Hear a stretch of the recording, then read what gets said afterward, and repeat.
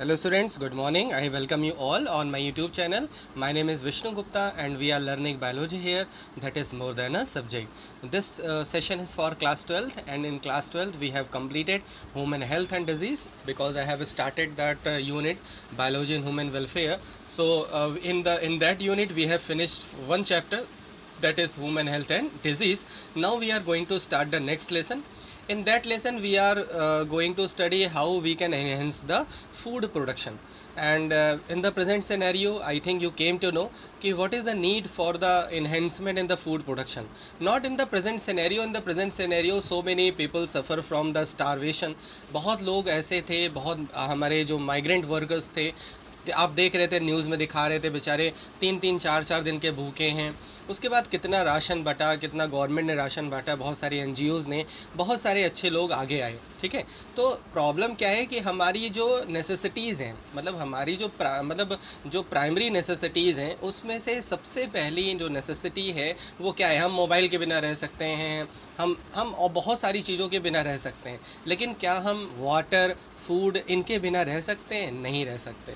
ठीक है. तो ये हमारी प्राइमरी नेसेसिटीज़ हैं, प्राइमरी रिक्वायरमेंट है हमारी. ठीक है. तो देखते हैं आगे कि इसी में क्या हम कर सकते हैं. ठीक है. मतलब इसमें हम कैसे इन्हेंसमेंट कर सकते हैं. जो भी फूड हमारे यहाँ प्रोड्यूस हो रहा है, जो हमारी कंट्री में हो रहा है या मतलब और भी कंट्रीज़ में हो रहा है, ठीक है, तो उनका हम कंपेयर कर सकते हैं कि हमारी कंट्री में जो लैंड एरिया है वो कितना है, मतलब लैंड का एरिया कितना है. ठीक है. और अदर कंट्री में लैंड एरिया कितना है, गिवन लैंड एरिया में कितना प्रोडक्शन है फूड का. ठीक है. और इस लेसन का पढ़ने का एक ऑब्जेक्टिव ये है कि why there is a need to make a strategy for enhancement करने के लिए हमें स्ट्रेटजी बनाने की ज़रूरत क्या है, कि मतलब क्यों नीड है. ठीक है. जैसे आप समझ सकते हो, अगर मान लो आपके घर में एक छोटा सा एग्जांपल मैं ले रहा हूँ. अगर आपके घर में 3 लोग या 4 लोग खाने वाले हैं, आराम से जो है वो आप उसके लिए प्लानिंग किए हैं और प्लानिंग करके उतना जो है राशन, उतना सारी चीज़ें आपने रखी है और आराम से चल रहा है. ठीक है. उसके बाद अगर मान लो लोग बढ़ गए, जब पीपल बढ़ेंगे, आपके घर में लोग बढ़ेंगे, तो आपको क्या करना पड़ेगा, प्रोडक्शन को क्या करना पड़ेगा, बढ़ाना पड़ेगा. अब आपके पास जो किचन है वो तो वही है. ठीक है. तो आपको क्या करना पड़ेगा, रॉ मटेरियल्स के अमाउंट को बढ़ाना पड़ेगा. रॉ मटेरियल्स के अमाउंट को बढ़ाना पड़ेगा, उसके बाद प्रोडक्शन बढ़ाना पड़ेगा, तब जाके आप उन लोगों को फीड करा सकते हो. The same problem we are facing in our country too. हमारी भी कंट्री में सेम प्रॉब्लम हम फेस कर रहे हैं. पहले, ठीक है, बिफोर इंडिपेंडेंस क्या पॉपुलेशन थी, आफ्टर इंडिपेंडेंस पॉपुलेशन कैसे एक्सपोनेंशियली बढ़ी. ठीक है. और बढ़ भी रही है. तो ये जो ग्रोइंग पॉपुलेशन है उनको फीड कराना एक बहुत टिपिकल टास्क है हमारे लिए. That's why there is a need for the enhancement for in the food production. इसीलिए हमें ज़रूरी है कि हम फूड में क्या करें, उनके प्रोडक्शन में इन्हेंस करें, मतलब उनको बढ़ाएं. अब वो कैसे बढ़ा सकते हैं, यही इस चैप्टर में हमें पढ़ना है. ये this is the objective of this chapter. ठीक है. और this is a applied biology. ये जो चैप्टर है ना, आप कह सकते हो ये अप्लाइड बायोलॉजी है, क्योंकि इसमें बायोलॉजी का बहुत ज़्यादा एप्लीकेशंस हैं. ठीक है. हम बायोलॉजी को कैसे यूज़ कर सकते हैं. जैसे आप में से बहुत लोग अगर मान लो आगे बिज़नेस करना चाहते हैं, ठीक है, जैसे आप हो सकता है कि पढ़ाई में आगे इंटरेस्ट ना लीजिए और आप बिज़नेस की तरफ अगर आप टर्न कर जाइए. ठीक है. तो बहुत सारे ऐसे बिज़नेस हैं जो आप बायोलॉजी की स्टडी करके आप उसमें बहुत अच्छा कर सकते हो, बहुत अच्छे, मतलब उसमें इनोवेटिव टेक्नोलॉजी यूज़ कर सकते हो. बायोलॉजी के जो एजुकेशंस हैं, जो उसकी नॉलेज है, जो उसको इन्फॉर्मेशन आपने कलेक्ट की है, उसको यूज़ कर सकते हो और आप बहुत अच्छे से अर्निंग कर सकते हो. तो इस चैप्टर का इसीलिए मैंने बोला ना कि यहाँ पे एप्लीकेशन, मतलब बायोलॉजी की क्या है, एप्लीकेशन है. तो बायोलॉजी की ही हेल्प से हम स्ट्रेटजी, मतलब क्या क्या स्ट्रेटजी बना सकते हैं और जिससे हम फूड का प्रोडक्शन कर सकते हैं. मैंने आपको पहली लाइन में बता दिया कि what is the need for the two make the any strategy बनाने की क्या ज़रूरत है. जैसे अभी मैंने बताया ना, आपके घर वाला एग्जांपल लेके आप देख रहे होगे कॉलोनाइजेशन बहुत ज़्यादा बढ़ रहा है हमारी कंट्री में. धीरे धीरे पॉपुलेशन बढ़ रही है, तो जितने भी एग्रीकल्चरल लैंड हैं, दे आर हैजनली, they are fastly, they are occupying. धीरे धीरे उनको ऑक्यूपाई करके उनको कॉलोनाइजेशन, अर्बनाइजेशन ज़्यादा हो रहा है. धीरे धीरे एग्रीकल्चर से लोगों का इंटरेस्ट ख़त्म हो रहा है. लेकिन अगर आप प्रेजेंट सिनेरियो देखो तो इस टाइम जिनका एग्रीकल्चर फार्म था, जिनका एग्रीकल्चरल लैंड था, जो लोग वापस आ गए, सोचो वही चीज़ उनको सपोर्ट कर रही है. इसका मतलब है जो हमारी ये प्राइमरी चीज़ें हैं ना, ये ज़्यादा इंपॉर्टेंट हैं देन द सेकेंडरी। लोग ग्रीडी हो जाते हैं, बहुत ज़्यादा पैसा कमाने की कोशिश में वो एग्रीकल्चर से भाग जाते हैं, और गवर्नमेंट बहुत सारे सपोर्ट नहीं करती, प्लानिंग नहीं करती, स्ट्रेटजी की कमी होती है, नॉलेज की कमी होती है, जिससे एग्रीकल्चरल फार्म में प्रोडक्शन की भी कमी आ जाती है और लोगों का इंटरेस्ट कम होने लगता है। और वहीं पे अगर आपके पास इंफॉर्मेशन है, नॉलेज है, टेक्नोलॉजी है, तो आप क्या कर सकते हो, आप उसी एग्रीकल्चर फार्म लैंड पे आप बहुत ज़्यादा प्रोडक्शन कर सकते हो। ठीक है, तो इस चैप्टर में हम लोग यही सारी चीज़ें डिस्कस करेंगे। This is the objective of this chapter. Very important chapter, बहुत इंपॉर्टेंट है, बहुत सारी चीज़ें आपको जानने को मिलेंगी। तो स्टार्ट करते हैं। ठीक है, समझ में आ गया होगा कि क्या पढ़ने जा रहे हैं। चलो स्टार्ट करते हैं।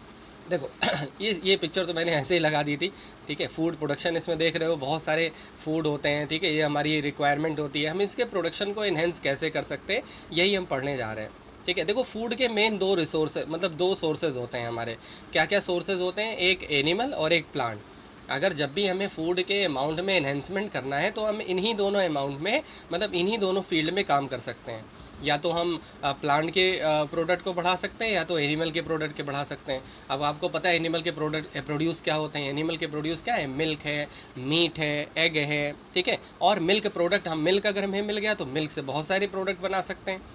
ठीक है, तो इस तरह से। और अगर हम प्लांट में ज़्यादा प्रोडक्शन करते हैं, तो एनिमल में भी हम ज़्यादा मतलब उनके भी पॉपुलेशन को हम बढ़ा सकते हैं, उनके प्रोडक्शन को बढ़ा सकते हैं। क्योंकि अगर प्लांट्स नहीं है तो एनिमल्स को भी हम रियर नहीं कर सकते। ठीक है, तो देख चलते हैं आगे और देखते हैं कि क्या क्या और हमें पढ़ना है इसमें।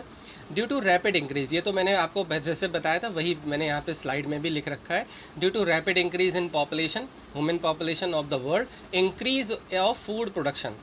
अभी आपने देखा होगा कि बहुत सारी फूड प्रोडक्ट की जो है वो स्कैरसिटी हो गई थी, कमी आ गई थी, डेफिशिएंसी हो गई थी। ठीक है, क्योंकि फैक्ट्रीज़ बंद थी। ठीक है, फैक्ट्रीज़ बंद थी, एग्रीकल्चर मतलब प्रैक्टिसेस बहुत ज़्यादा इफेक्टेड थी। ठीक है, तो कितनी क्राइसिस थी बीच में। Is a major necessity animal husbandry and plant breeding. Plant breeding मतलब हम प्लांट की वैरायटी को इम्प्रूव कर सकते हैं। एनिमल हस्बेंड्री मतलब अभी हम एनिमल्स के सबसे पहले एनिमल्स के बारे में पढ़ेंगे कि एनिमल्स के प्रोडक्ट को हम कैसे इन्हेंस कर सकते हैं। ठीक है, तो animal husbandry and plant breeding have to play a major role to increase food production. अभी मैंने बताया ना कि दो ही हमारे पास सोर्सेज हैं, एक तो एनिमल और दूसरा plant. New technique such as embryo transfer, बहुत सारी टेक्निक अब आजकल आ गई है। ठीक है, आपने एपोमिक्सिस पढ़ के आ रहे हो आप। ठीक है, आप हाइब्रिडाइजेशन के बारे में थोड़ा सा पढ़ के आ रहे हो कि हम आर्टिफिशियल हाइब्रिडाइजेशन कैसे कर सकते हैं। ठीक है, उसके बाद यहाँ पे क्या है, और भी कुछ टेक्निक होती है जैसे एम्ब्रियो ट्रांसफ़र टेक्नोलॉजी। ये आपने एनिमल में पढ़ा है, लेकिन ये प्लांट में भी ये पॉसिबल हो सकता है। ठीक है, एम्ब्रियो ट्रांसफ़र टेक्नोलॉजी ये एनिमल में पॉसिबल हो सकता है, प्लांट में भी ऐसी चीज़ें होती हैं। ठीक है, कि हम एम्ब्रियो को क्या कर सकते हैं, एम्ब्रियो को कल्चर कर सकते हैं। उसके बाद tissue culture area, tissue culture भी कर सकते हैं। ठीक है, 10th में आपने पढ़ा था कि टिश्यू को हम कल्चर करके उससे नया प्लांट डेवलप कर सकते हैं।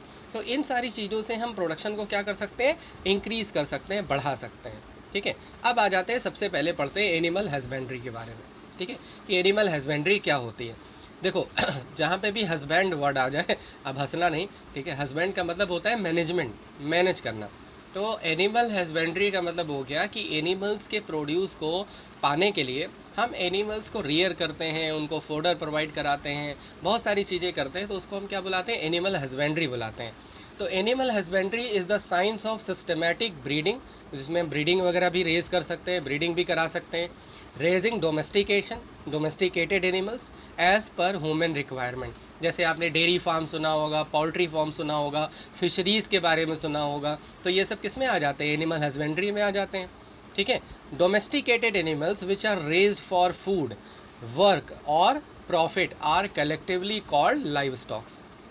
जिसमें कोई भी एनिमल, जैसे आपको हॉर्स चाहिए, आपको बुल चाहिए, बुल कार्ड वगैरह बनाने के लिए, प्लॉ करने के लिए, है ना, आपको गोड्स चाहिए, आपको कैटल्स चाहिए, तो उन सबको हम मिला के क्या बुला सकते हैं, लाइव स्टॉक्स बुला सकते हैं। Like buffaloes, cows, pigs, horses, बहुत सारे एनिमल्स हैं जिनसे हम हेल्प लेते हैं। हो सकता है उनसे हमें कोई प्रोडक्ट नहीं मिलता, जैसे हॉर्स से कोई प्रोडक्ट नहीं मिलता, लेकिन फिर भी हम हॉर्स की क्या हेल्प ले सकते हैं, हम लोड को कैरी कर सकते हैं, उनसे कार्ट बना सकते हैं, है ना, ठीक है। तो इस तरह से हम बहुत सारी एनिमल्स की हेल्प लेते हैं, डोमेस्टिकेशन करते हैं, उनसे बहुत सारी हमें फैसिलिटीज़ मिलती है, तो उन्हीं को हम क्या बुलाते हैं, लाइव स्टॉक्स बुलाते हैं। ठीक है। तो this is about animal husbandry, can in animal husbandry what can we do. ठीक है। अब आगे बढ़ते हैं। एक डेटा है यहाँ पे, ये देखो, एक डेटा ये बताता है कि हम कितना पीछे हैं। It is estimated that more than 70%, मतलब 70% से ज़्यादा of the world live stock population is in India and China. मतलब लाइव स्टॉक अगर सोचो पूरे वर्ल्ड का 70% दोनों शेयर करते हैं, मतलब दोनों कंट्री को मिला के 70% है। However it is surprising to note that their contribution to the world farm produce is only 25%। सोचो 70% लाइव स्टॉक होने के बाद भी दोनों कंट्रीज़ के पास जो प्रोडक्शन है वो 25% है, जिसमें हमारा प्रोडक्शन कम है पर यूनिट। मतलब पर यूनिट मतलब जैसे हम अगर मान लो जितने भी हमारे पास लैंड्स हैं, ठीक है, या जितने भी लाइव स्टॉक्स हैं, उनसे जो प्रोडक्शन है वो कम है। Hence in additional to conventional practices, आप गांव में जाते होगे कि बहुत लोगों के पास गाय और भैंस होती होंगी, ठीक है, उनका प्रोड्यूस निकालने के लिए क्या करते हैं, वही नॉर्मल प्रैक्टिसेस कि ले आए भूसा, उनको खिला दिया, और कुछ अलग से उन्होंने कभी उसके बारे में सोचा नहीं कि हम इनका प्रोडक्शन कैसे बढ़ा सकते हैं। जो उनके पास वैरायटी है उसी वैरायटी को यूज़ कर सकते हैं, वही करते रहते हैं। तो आपने आपने आपने यहाँ भी यही फील किया होगा। तो उसको बोलते हैं हम कन्वेंशनल प्रैक्टिसेस। अगर उन एनिमल्स को केवल आपने अपने यूज़ के लिए रखा है तब तो चलो ठीक है, लेकिन अगर आप उन एनिमल्स का मतलब कॉमर्शलाइजेशन भी कर रहे हैं, मतलब उनके प्रोडक्ट का कॉमर्शलाइजेशन कर रहे हैं, तो आपको केवल कन्वेंशनल प्रैक्टिसेस से उनकी जो आपकी जो रिक्वायरमेंट है ना वो फुलफ़िल नहीं हो पाएगी। जो वर्ल्ड की या हमारी कंट्री की जो रिक्वायरमेंट है वो फुलफ़िल नहीं हो पाएगी। तो जो कन्वेंशनल प्रैक्टिसेस हैं कि वही नॉर्मल एक देसी कोई वैरायटी ले आए, उसको फोडर खिला रहे हैं, उसको मतलब कोई और अलग से कोई केयर नहीं कर रहे हैं, कुछ अलग से सोच नहीं रहे उसके बारे में, इम्प्रूवमेंट के बारे में, जो वो प्रोड्यूस दे रहा है उसी में खुश हैं। तो ऐसी प्रैक्टिसेस क्या होती है, कन्वेंशनल प्रैक्टिसेस होती हैं ऑफ एनिमल ब्रीडिंग केयर अब देखो न्यूअर टेक्नोलॉजीज़ जो हैं उनको हम अप्लाई कर सकते हैं। ये तो हो गया कि कन्वेंशनल टेक्निक है इसीलिए प्रोडक्शन क्या है, कम है। अगर हम टेक्नोलॉजी ले आए, आपने आपने कभी कभी फेसबुक पे या सोशल मीडिया पे देखा होगा, कुछ डेयरी फार्म्स होते हैं जहाँ पे मशीनें लगी होती हैं, मिल्क को कलेक्ट करने के लिए कैटल से, बुफेलो से मशीनें लगी होती हैं। कितनी फैसिलिटीज़ उन्होंने दे रखी होती है, प्रॉपर एरिएशन रहता है, टेम्परेचर कंट्रोल सिस्टम रहता है, वेटिनरी डॉक्टर वहाँ पे रहते हैं, ठीक है। तो कितनी सारी चीज़ें करते हैं और नई नई ब्रीड डेवलप किया करते हैं। देखते हैं कि प्रोडक्शन एक कैटल से कितना हो रहा है, अगर कम हो रहा है तो वो स्विच करते हैं दूसरे कैटल पे, मतलब दूसरे ब्रीड पे, ब्रीड भी चेंज किया करते हैं। ठीक है। जैसे हम जो है क्लोथ की बहुत सारी ब्रांड जानते हैं, उन वैरायटीज़ को अलग अलग चेंज किया करते हैं, ऐसे वो भी करते हैं। वो क्या करते हैं, डिफरेंट वैरायटीज़ को यूज़ करते हैं। अगर उनके पास वैरायटीज़ नहीं है तो ब्रीडिंग भी करवाते हैं, ठीक है। ब्रीडिंग करवा के दो दो डिफरेंट वैरायटीज़ को ब्रीडिंग करवा के या इंसेमिनेशन करवा के क्या करते हैं, कोई नई वैरायटी प्रोड्यूस करवाते हैं। तो वो सब किस में आ जाते हैं, न्यू टेक्नोलॉजी में। ये सब नई टेक्नोलॉजी है जो उनके जो प्रोडक्शन है उसमें इन्हेंसमेंट कर सकते हैं। तो आई थिंक थोड़ा सा समझ में आ गया होगा, ठीक है। आगे आगे और भी बहुत मतलब बहुत ईजी चैप्टर है, बहुत मज़ा आने वाला है, ठीक है। बहुत सारी चीज़ें हम सीखने को मिलेंगे कि अगर आपके यहाँ डेयरी फार्म है तो डेयरी फार्म में आप क्या कर सकते हैं, ठीक है। जैसे मैंने डिजीज़ के बारे में पढ़ाया तो डिजीज़ में आपने कितनी सारी इन्फॉर्मेशन मिली, ऐसे यहाँ पे भी है। बहुत सारे ऐसे चैप्टर है बायोलॉजी में क्लास 12th में जो हमारी मतलब हमारी जो लिविंग है, मतलब हमारी जो रियल लाइफ है उसको हमें कनेक्ट करते हैं, ठीक है। तो उसमें से ये भी एक चैप्टर है। तो यहाँ तक क्लियर हो गया। अब आगे बढ़ते हैं मैनेजमेंट। तो अब हम जा रहे हैं स्टार्ट करने की management of farm and farm animals, ठीक है। अब भाई कमेंट बॉक्स में बताना कि कितने लोग जो है मूड थोड़ा सा बनाया है कि हम डेयरी फार्म मैनेजमेंट करेंगे, ठीक है, कि हम साइड में एक डेयरी स्टार्ट कर सकते हैं। बढ़िया रहेगा, हम बायोलॉजी की जो एप्लीकेशन है, मतलब बायोलॉजी को वहाँ पे अप्लाई करेंगे, ठीक है। अच्छा है, बहुत बढ़िया है ये। अगर आपके पास फार्म्स है, अगर आपके पास लैंड है तो आप फैसिलिटेट कर सकते हो, आप उसमें इन्वॉल्व ना होकर आप उसको स्टार्ट कर सकते हो, अपने आइडियाज़ दे सकते हो, ठीक है। और मैं जहाँ पे जो जो चीज़ें बताऊँगा वो आप अपने पेरेंट्स से, अपने गार्जियन से, अपने और भी जो रिलेटिव हैं जो ऐसा काम करते हैं उनसे शेयर करना कि क्या आपके यहाँ ये सारी फैसिलिटीज़ हैं कि नहीं है, क्या आप इन सारी चीज़ों पे फोकस करते हो कि नहीं करते हो, ठीक है। तो कंफर्म है उनको इससे हेल्प मिलेगी। तो देखते हैं management of farm and farm animals, ठीक है, कैसे हम मैनेजमेंट करते हैं। जैसे इफ़ वी जस्ट मतलब रियर एनी एनिमल, आपके घर में बहुत मतलब डॉग्स होंगे, आपके घर में कोई हो सकता है कोई डोमेस्टिकेटेड एनिमल्स आपने रखा हो, तो उसको कैसे हम मैनेज करते हैं, उसको क्या करते हैं, उसको केयर करते हैं, उसको नहलाते हैं, उसको टाइम टू टाइम पे डॉक्टर्स को विज़िट कराते हैं, ये सारी चीज़ें करते हैं ना। ठीक है, तो वही सारी चीज़ें हम यहाँ पे पढ़ने जा रहे हैं। क्लियर। तो देखो फार्म मैनेजमेंट क्या होता है। Farm management is the controlled and scientific handling of farm animals.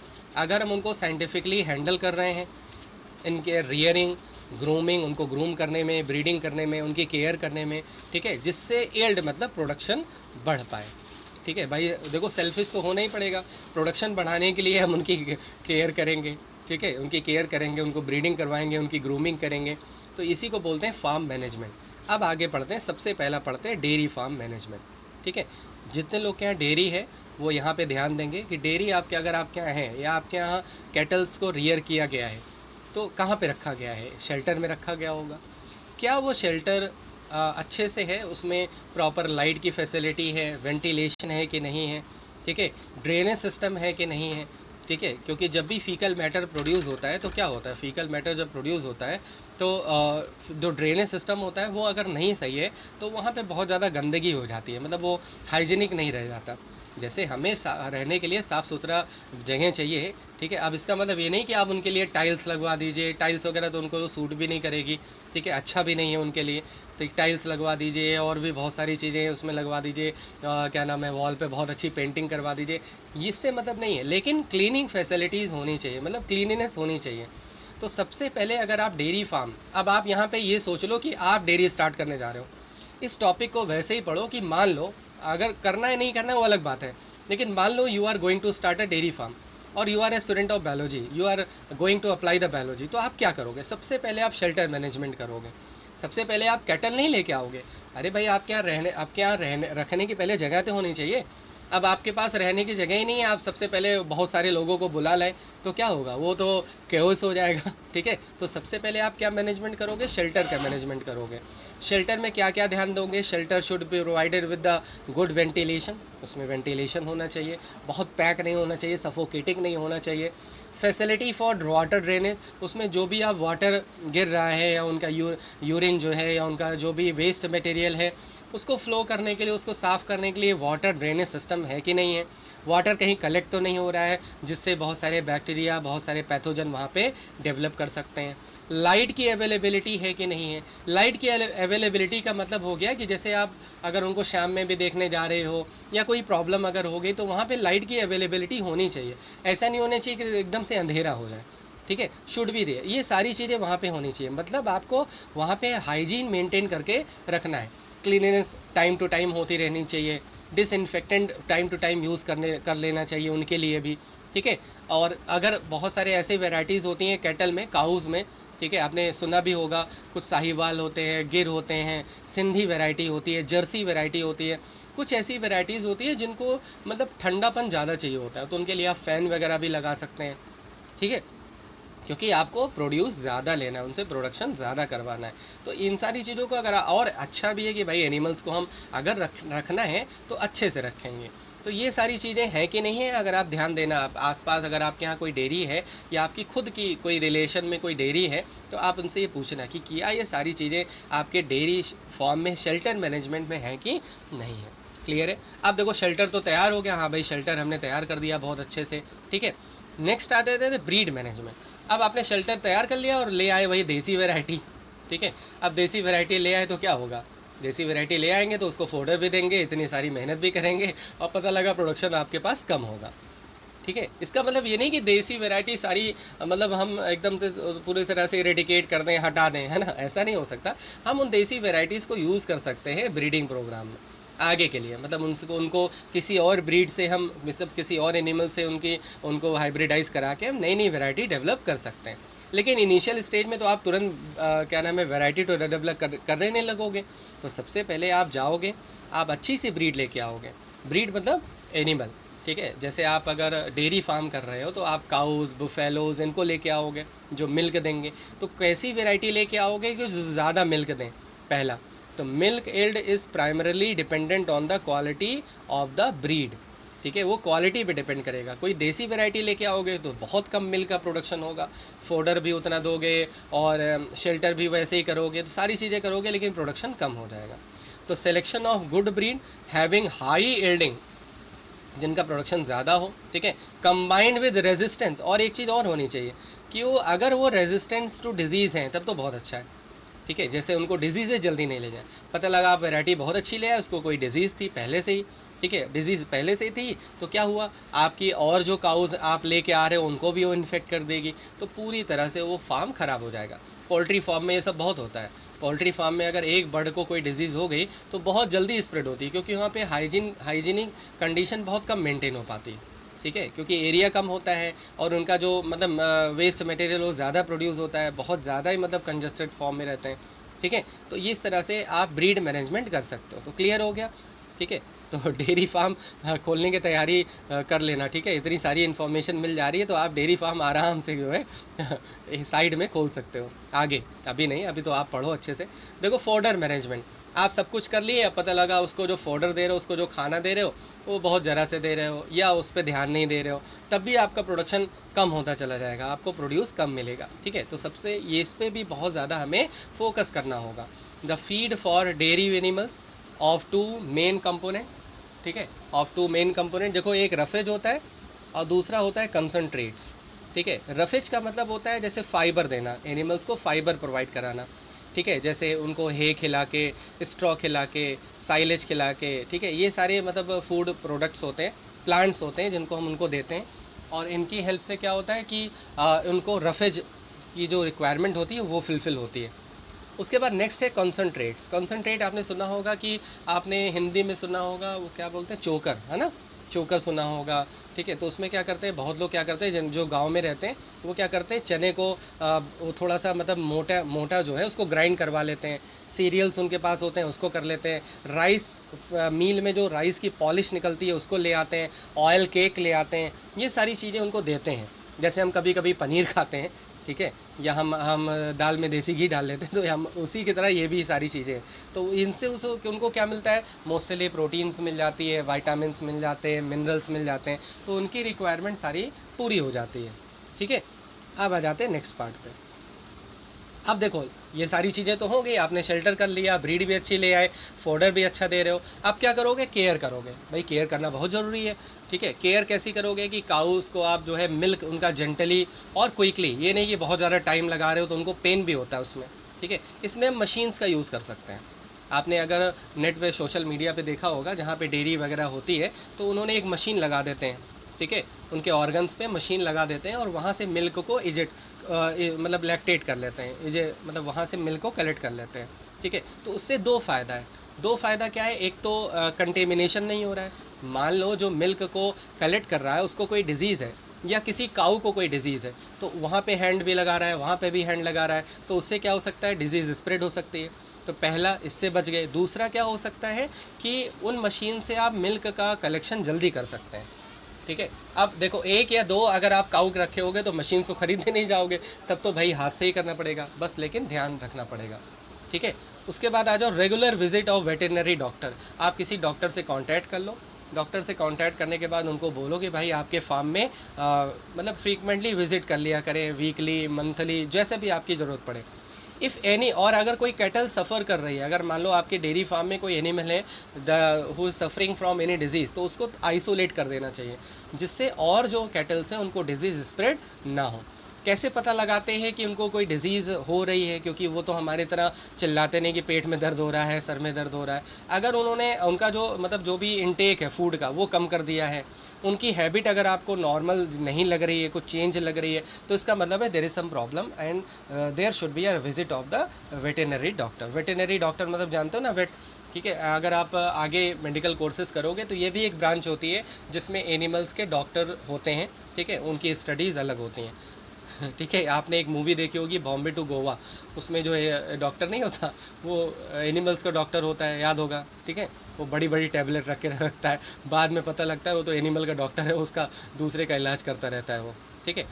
Clear हो गया। तो इस तरह से हम प्रॉपर केयर करेंगे, प्रॉपर सैनिटेशन वगैरह रखेंगे, ठीक है। बहुत अच्छे से वाटर की जो फैसिलिटी होती है वो भी अच्छी होनी चाहिए, ठीक है? उनका जहाँ पे हम उनको फ़ोडर दे रहे हैं, जिस एक बना नहीं रखे होते एक बड़ा सा पॉट, ठीक है?